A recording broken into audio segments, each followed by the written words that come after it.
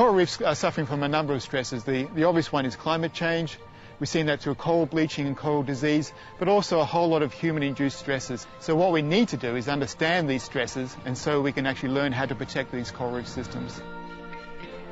AIMS, or the Australian Institute of Marine Science, is a federally funded marine science organisation. So we do marine research programs, but particularly targeted at coral reef systems and tropical systems. Today we've deployed a sensor buoy in our Heron Lagoon. Now this is the first ever sensor buoy to be deployed, and it's a world first. So it's great to be a part of that. The Great Barrier Reef Ocean Observing System is a project funded to look at observing coral reef systems and measuring them and monitoring them.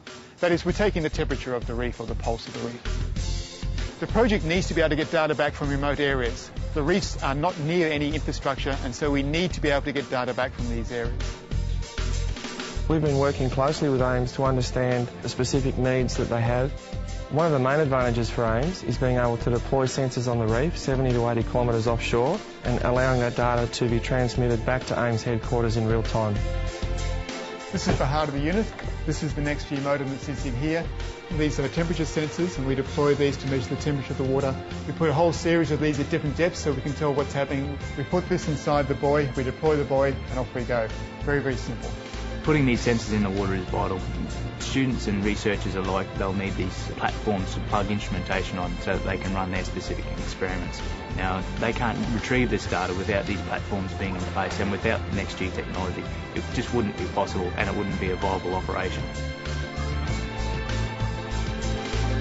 One of the main advantages that NextG offers AIMS in terms of their project is permanent real-time data flow. We're 72 kilometres from the mainland.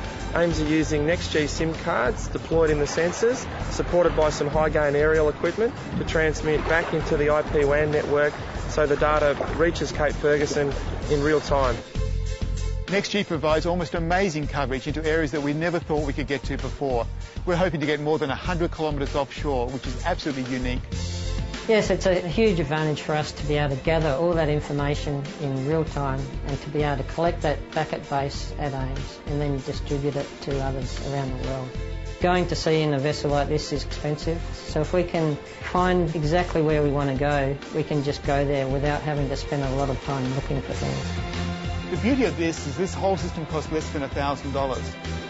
When if you look at traditional ways of getting connectivity to sites like Heron Island, we're talking in the hundreds of thousands of dollars. So we have a pre-packaged system that we can take anywhere with NextG coverage and get our connectivity, and that's pretty special. Telstra have been fantastic to work with because they can give us end-to-end solutions. We have NextG connectivity, we have back-end security solutions, we have private networks. So the Telstra NextG solution provides something that is cost-effective, great speed, good coverage, and it's secure. What more could you ask for? It's not an exaggeration to say that without these real-time data technologies that NextG provides, this project really wouldn't be feasible.